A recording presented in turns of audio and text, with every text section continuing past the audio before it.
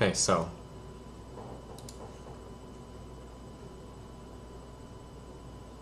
this axis right here, basically, okay, if you're just watching, you have no idea what I'm talking about. You're probably not gonna have any idea what I'm talking about because it's pretty dumb. Some guy in my chat was talking about oil, and I don't think we'll ever run out of oil in the world. This is how supply and demand works. Fuck, hold on. I'm not gonna put this. So basically, this is the cost of oil, right? If this axis represents cost,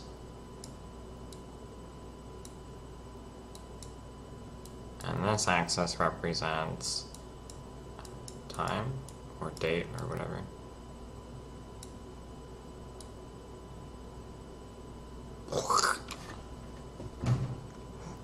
Okay, so right now, we have alternative fuels and alternative energy. We have natural gas, we've got electric cars, nuclear power, whatever the fuck else, right? However, I guess you would say that we're like right here at this point in time.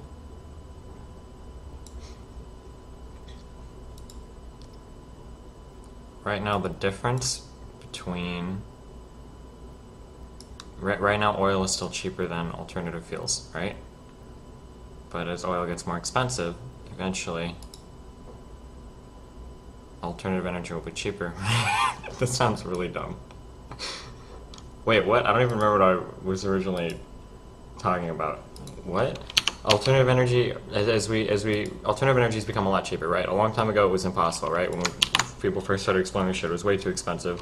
It was hardly ever used for anything. It's gotten cheaper, but the cost of oil is still incredibly cheap. So there's no reason to switch to alternative energy. Right now, the way that we try to make up this difference in how much alternative energy costs and how much oil costs is through government subsidiaries. These blue lines represent government subsidiaries.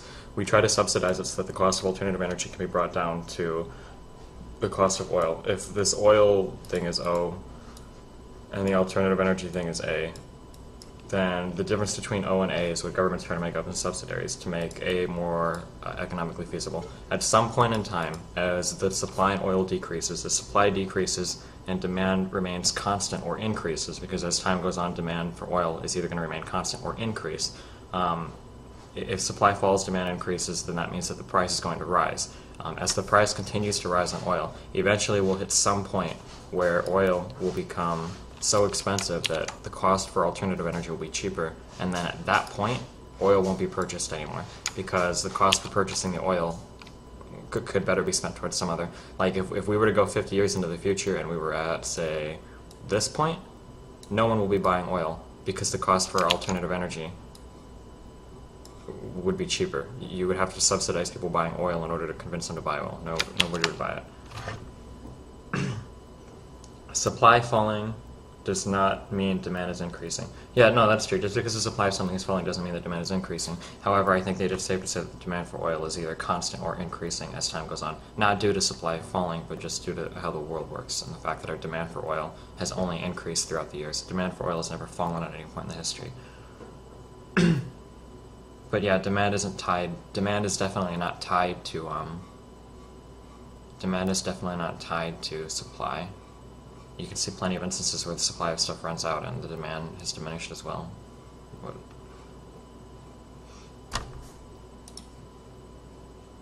This isn't fair. Destiny threw an alternative energy just now. Well, I mean, alternative energy is an obvious whatever. The other thing I was saying before is that if demand remains constant for a product, it's pretty much impossible for that product. Oh shit! How do I raise? It's impossible for that product to ever technically run out, because nobody's going to buy the last bits of the product. Oh fuck, what is this shit?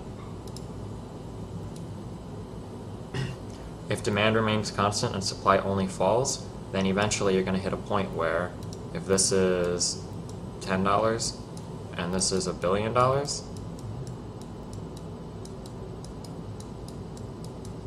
you're going to reach a point to where the supply for oil, say that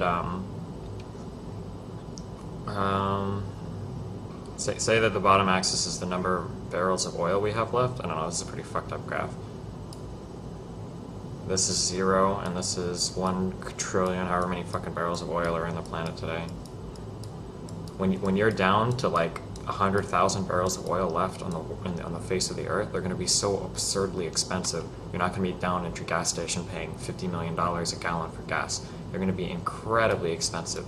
The amount of oil left on the planet measured in barrels would asymptotically approach 0, but it would probably never reach 0 due to the absurd expenses of actually purchasing a barrel of oil at this point. Like, in a real world scenario like that would never happen. Okay, there you go. But the alternative energy thing is important to consider. I don't know why we just said that. Okay.